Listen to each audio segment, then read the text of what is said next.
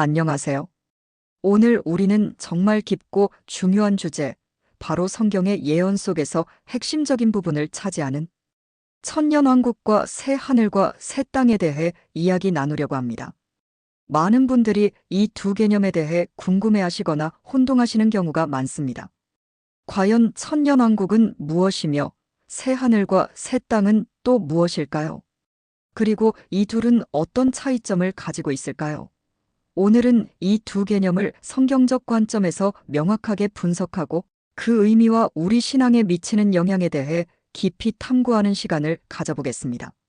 성경은 인류의 역사와 구원에 대한 하나님의 거대한 계획을 담고 있으며 그 정점에는 바로 종말론적인 사건들이 자리하고 있습니다. 천년왕국과 새 하늘과 새 땅은 이러한 종말론적 계획의 중요한 두 축을 이룹니다. 먼저 천년왕국에 대해 살펴보겠습니다. 천년왕국은 요한계시록 20장에 명확하게 언급되어 있습니다. 이 구절에 따르면 사탄이 1000년 동안 무적행에 갇히게 되고 그리스도와 성도들이 이 땅 위에서 1000년 동안 왕 노릇하게 됩니다.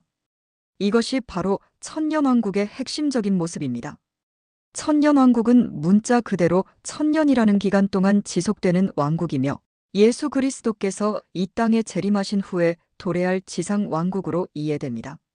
이 천년왕국이 왜 중요할까요? 첫째, 이 왕국은 예수 그리스도의 약속된 통치가 문자적으로 성취되는 시기입니다. 구약 성경에는 메시아가 다윗의 보좌에 앉아 의와 공평으로 영원히 다스릴 것이라는 예언이 반복해서 나옵니다. 예를 들어 사무엘하 7장 12-16절에서 하나님은 다윗에게 그의 왕조가 영원히 견고할 것이며 그의 후손 중 한 명이 영원한 왕국을 세울 것이라고 약속하셨습니다. 천년왕국은 이러한 구약의 예언들이 물리적으로 성취되는 시점이 됩니다. 이는 단순히 상징적인 통치가 아니라 실질적이고 가시적인 통치를 의미합니다. 둘째, 이 기간 동안 사탄은 갇혀 있어서 더 이상 열국을 미혹하지 못합니다. 요한계시록 20장 1-3절은 천사가 무적행 열쇠와 큰 사슬을 가지고 하늘에서 내려와 용 곧 옛뱀이요 마귀요 사탄을 붙잡아 1000년 동안 결박하여 무적행에 던져넣고 잠그며 그 위에 임봉하여 1000년이 차도록 다시는 만국을 미혹하지 못하게 하는 장면을 생생하게 묘사합니다. 이것은 인류 역사상 전례 없는 평화와 정의의 시대를 의미합니다. 죄와 사탄의 영향력에서 벗어나 하나님의 통치가 온전히 실현되는 시기인 것입니다. 사탄의 강력한 미혹과 관계로부터 완전히 자유로워진 세상은 우리가 지금껏 경험하지 못한 진정한 안식과 공의를 누리게 될 것입니다. 셋째, 천년왕국은 의인들이 그리스도와 함께 왕노릇하는 시기입니다. 요한계시록 20장 4절은 또 내가 보좌들을 보니 거기에 앉은 자들이 심판하는 권세를 받았더라.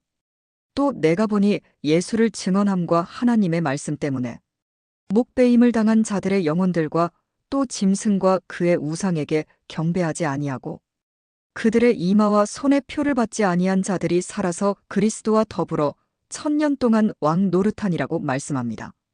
이는 순교자들과 환난을 통과한 성도들이 부활하여 그리스도와 함께 통치에 참여한다는 것을 보여줍니다.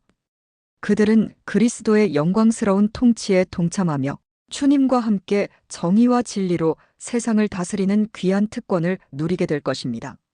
그렇다면 천년왕국에서는 어떤 일들이 일어날까요? 이사야서와 다른 예언서들을 통해 우리는 천년왕국의 몇 가지 특징을 유추해 볼 수 있습니다.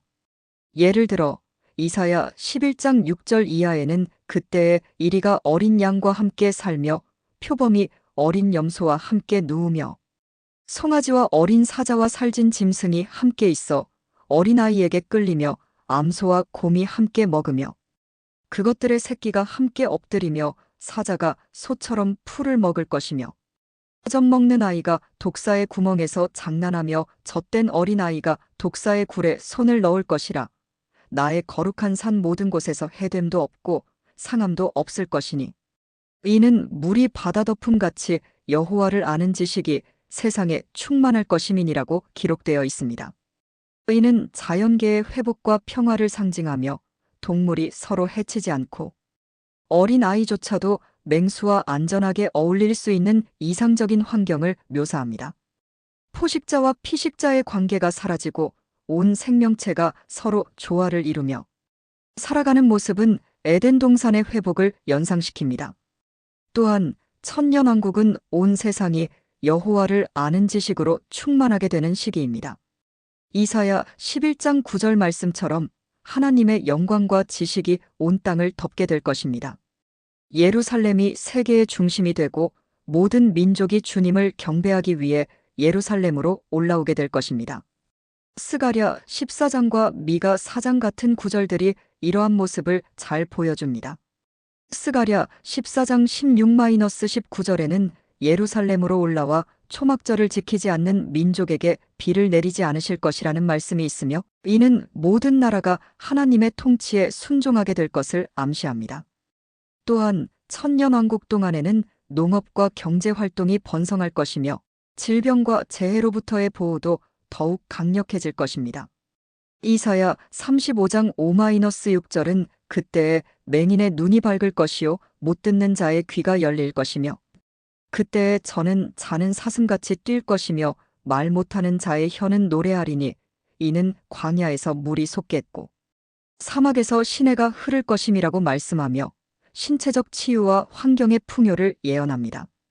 천년왕국 동안에도 여전히 자연적인 출생과 죽음이 존재할 것으로 예상됩니다.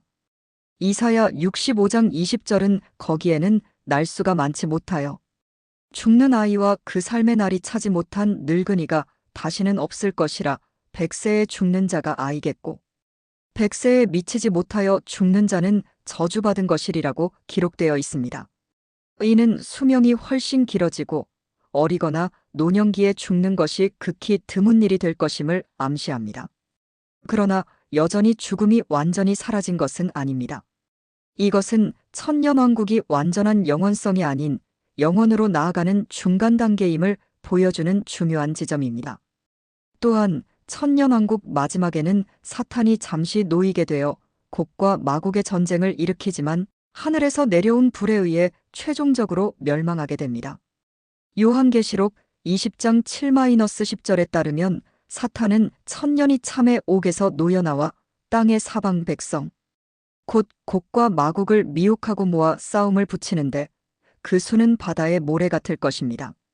그러나 하늘에서 불이 내려와 그들을 삼켜버리고 마귀는 영원히 불과 유황못에 던져져 세세토록 밤낮 괴로움을 받게 될 것입니다. 이것은 사탄의 마지막 발악이자 하나님의 최종적인 승리를 보여주는 사건입니다. 이 전쟁 후에 최후의 심판인 백보자 심판이 이어지며 모든 죽은 자들이 부활하여 심판을 받게 됩니다. 이 심판은 죽은 자들이 그들의 행위를 따라 책들에 기록된 대로 심판을 받는 준엄한 과정입니다. 여기까지가 천년왕국에 대한 주요 내용입니다. 이제 새 하늘과 새 땅으로 넘어가 보겠습니다.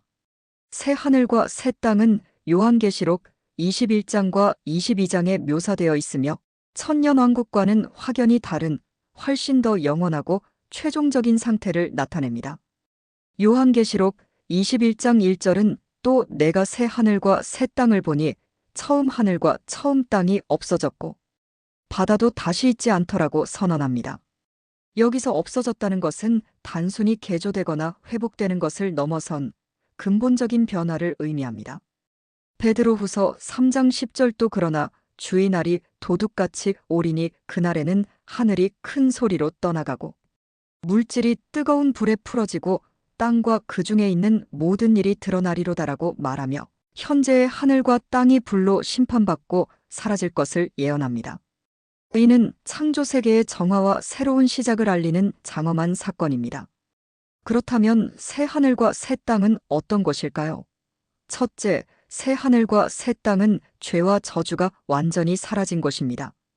요한계시록 21장 4절은 모든 눈물을 그 눈에서 닦아주시니 다시는 사망이 없고 애통하는 것이나 곡하는 것이나 아픈 것이 다시 있지 아니하리니 처음 것들이 다 지나갔음이러라고 말씀합니다. 사망, 슬픔, 고통, 눈물 등 죄의 결과로 나타난 모든 부정적인 것들이 완전히 사라지는 영원한 상태를 의미합니다. 이는 하나님께서 창조하신 본래의 완전한 상태로의 회복을 넘어서 죄로 인해 야기된 모든 비극이 영원히 제거된 지극히 복된 상태입니다. 둘째, 새 하늘과 새 땅은 하나님께서 직접 우리와 함께 거하시는 곳입니다. 요한계시록 21장 3절은 내가 들으니 보좌에서 큰 음성이 나서 이르되 보라.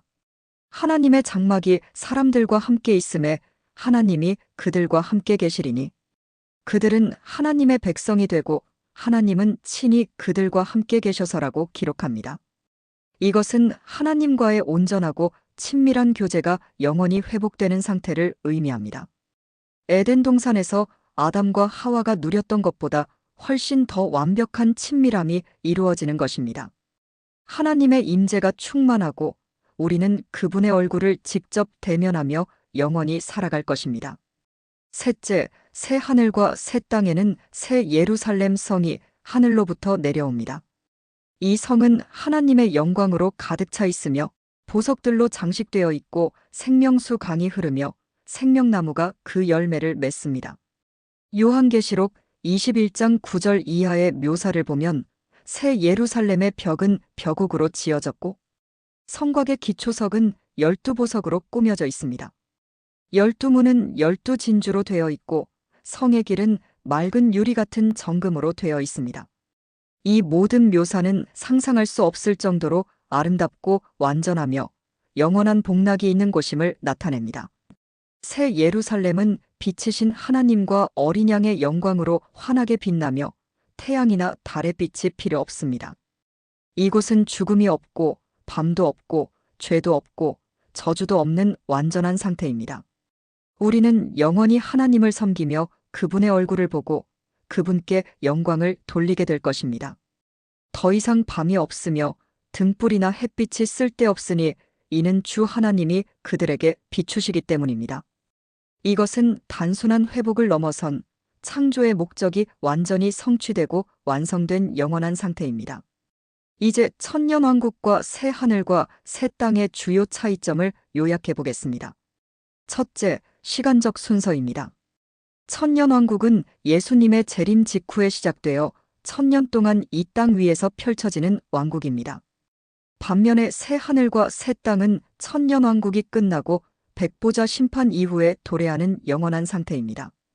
천년왕국이 과도기적이고 회복적인 성격이 있다면 새 하늘과 새 땅은 최종적이고 영원한 상태라고 할 수 있습니다.